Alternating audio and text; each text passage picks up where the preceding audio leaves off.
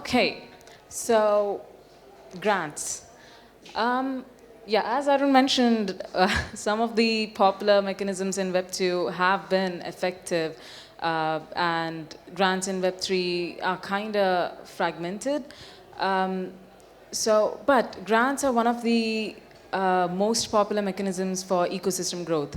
A lot of protocols in Web3 use grant to bring in developers, to bring in innovation in the dApps that are built on it, to bring in creativity of all sorts of kinds. And grants evolved into different types of funding mechanisms. Um, so the Grants Metadata Standard is DAO 5, of which I will be talking about later. But first, let me preface it with how we got to this metadata standard. So Web3 ecosystem development via grants has been a thing for a while now, and there's a lot of money that goes into it. It's according to some stats, we could say nearly $500 million. We have just one protocols, some protocols funding it more than 20 million, and there was Arbitrum who did the STIP grants pool, which distributed 75 million in ARB. So Web3 ecosystem development has been kind of led mainly by grants. There's other sorts of mechanisms like which hackathons and bounties also provide, but grants have been popular because they are non-dilutional in nature. Wherein, when you compare these things with VC, seed, or angel investment, there's always some sort of like, you need to think about equity and all of those things. So grants, because of their non-dilutional nature, and it also like pushes forward experts in the industry to experiment with the new technology, which blockchain has been. And we have blockchains like layer 1, layer 2, and there's then DeFi primitives, and we are rethinking the world of finance with DeFi primitives. So grants have been one of the main mechanisms to build a Web3 ecosystem. They also bring together some other projects and protocols to share and work on common goal, like public goods. Fun in the Commons, this whole conference has been, one of the main topics has been public goods. So digital public goods are one of the widely collaborative shared goals. And there are so many hackathons right now, and FTC hackathon was itself a whole public good hackathon. So in Dora Hacks, if you go, there are open source, and there are some hackathons which come together for like gaming and other systems. So yes, grants also unite ecosystem with their shared goals, and they also enable open-ended research to try and see things, experiment with things, and where they go. So State of Web3 Grants Report 2023. This was released by Grant Innovation Labs, where they had 20 interviews with 30 organizations, and some of them were active programs, some of them were sunset programs, and some of them were quadratic funding and grant operators.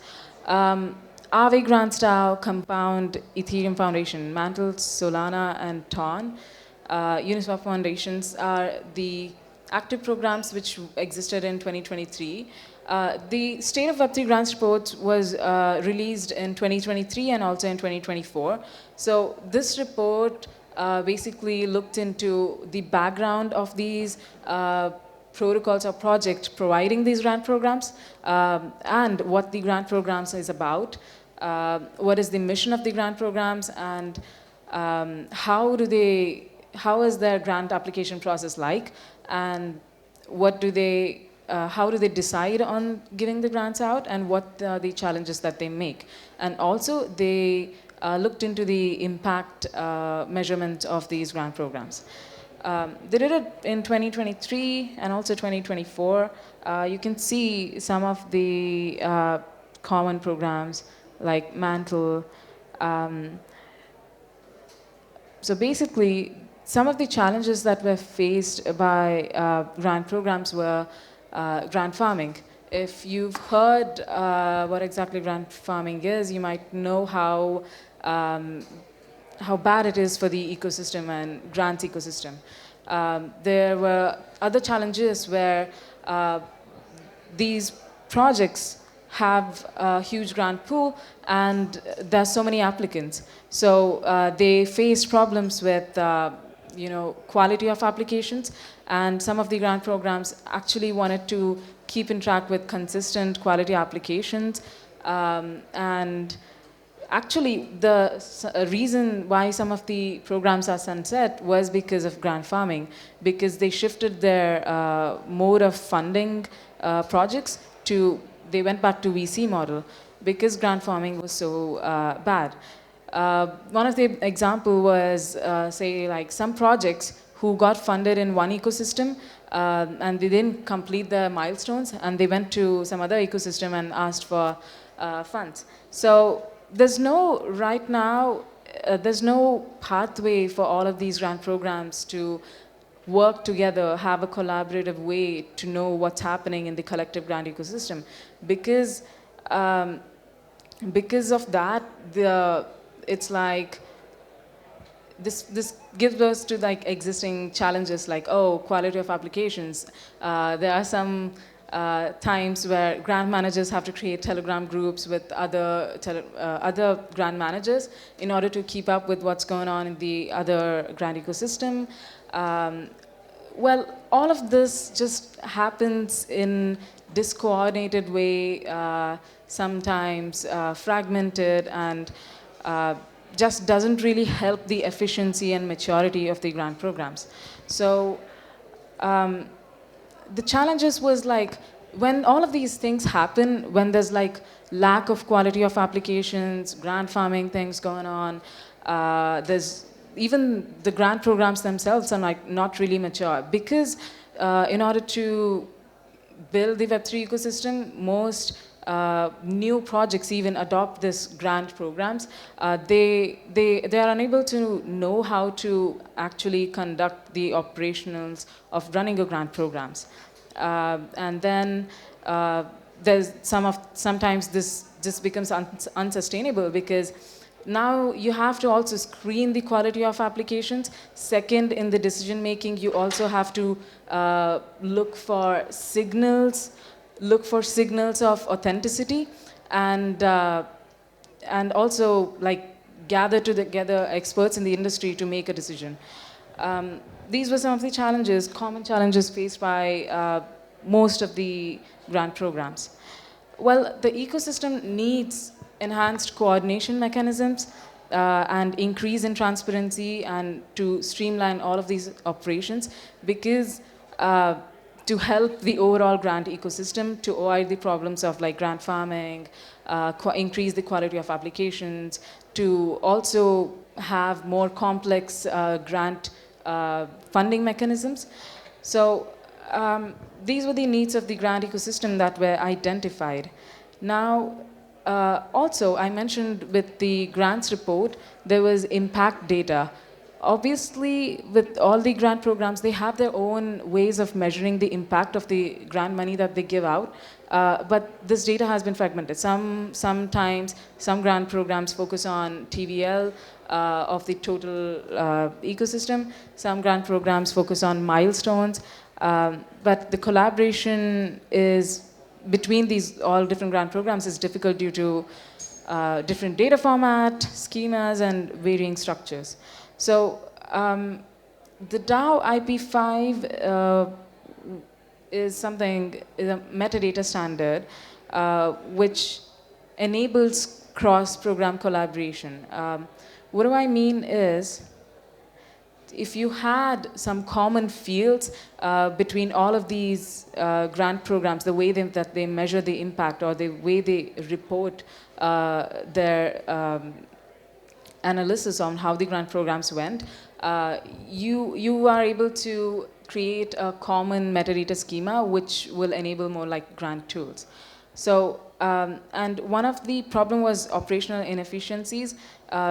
So tracking and managing applications and reporting was in different ways. Some programs did it annually, some programs did it quarterly, some programs did it at every grant pool round.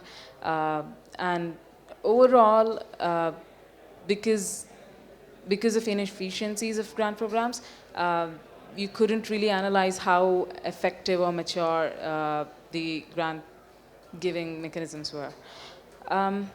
So DAO-IP5 is technical metadata standard. Well, first step for the DAO-IP5 is like to create a metadata lake, and second is the metadata schema standard. So all the challenges and problems that I talked about right now, our approach of solving it is to create a metadata lake where we collaborate with different grant system organizations, and they provide us the grant data, and we put them in a data lake, and we make it available for analysts and just the community to work on it. And second is the metadata schema standard, where we identified roles in the grant ecosystem. There are grant systems, which are entities who provide grants. Second, there are grant managers, which are entities who collaborate with grant systems to provide grants. And then there are projects who apply for grants. So the metadata schema standard is a JSON schema standard where we ask to publish the information of the grant pool that they are running, applications that have been applied for that grant pool, and for projects there'd be what is the project about, description, and how much funds are they asking and what are they asking for. So this is the DAO-IP5, the metadata lake and metadata schema standard. We have created the grant metadata lake with collaboration with open source observer. Right now in grant metadata lake, we have Stellar Foundation, Octant, Optimism, Arbitrum Foundation, and DAO Drops grant data available for you right now. And the whole vision of the DAO-IP5 is it enables like data aggregation. Now with, like, as you can see here, we already have 5 grant systems providing their grant metadata. You could run an analysis on how Optimism performed in compared to Arbitrum Foundation, and maybe based on like one common grant mechanism. This is an example. So this is an example, and you could compare the whole effectiveness of a program based on what the goal was.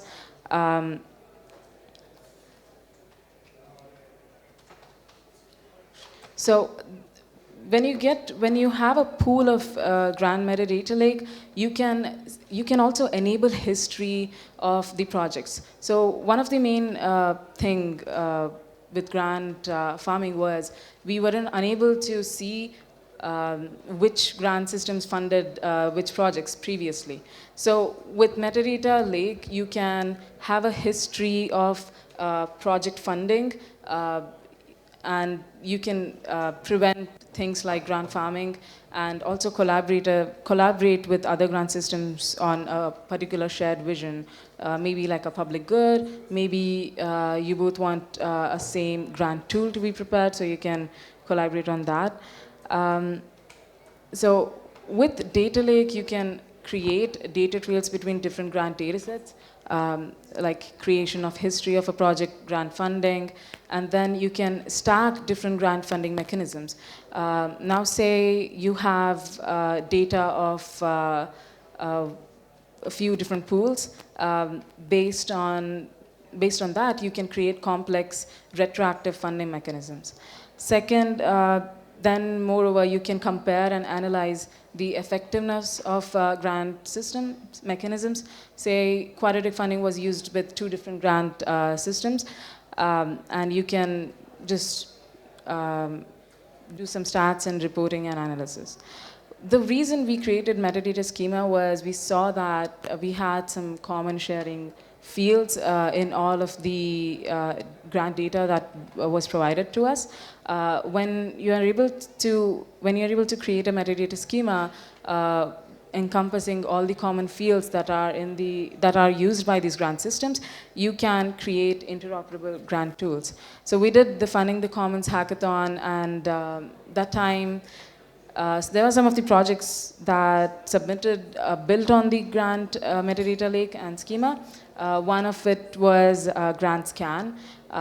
We'll share the links on it later, where in Grant Scan you can just go and type the project name and you can view which grant system funded this. Like maybe it was Stellar, maybe it was Optimism, and you can know the history of the grant funding for a project. Metadata schema improves the grant transparency and reporting. We believe transparency drives accountability forward. If you want the grant ecosystem to have more mature, accountable, and transparent grant systems, we encourage you to bring forward and contribute to the data lake and also adopt the metadata schema. Well, I want to mention, I'm going to be skipping over this slide because there's no time.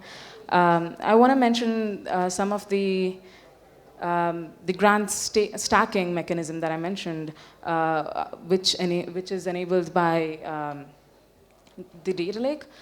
This one is the source of it is on-chain capital allocation by Kevin Awoki. So as you can see in this diagram, there's Retro PGF fund, and then that Retro PGF program funds a few projects, and then you can do CV, and then quadratic funding, and this whole thing grants mechanism staking. Like you can do complex retroactive funding mechanisms built upon this. Then with data lake, you can visualize how things are going between technocratic and democratic funding mechanisms, and the amount of funding, and create like a design space visualizations. Then there's Grant Maturity Index, which is published by Ben and Feems. So Grant Maturity Index was created to measure the effectiveness and maturity of a grant program. So this applies for individual grant systems, and once you apply Grant Maturity Index for each individual grant systems, in the data lake you are able to measure how mature the grant system is. You can do it for Optimism, you can do it for Arbitrum, you can compare. At the end, after applying the Grant Maturity Index, you'll get a percentage, or you can even get a framework of parameters that you can use to compare between 2 different grant systems. The formula, I believe, will be released later, and you can contact the authors in order to know more about it. So the DAO AP5 roadmap basically right now is to gather more data sets from various grant funding mechanisms, align data utilities, and so we recognize that grant systems have different ways of storing their data. So we'll be enabling Airtable extension, Excel, Python scripts, which exports the data to JSON LD, and support the grant tools.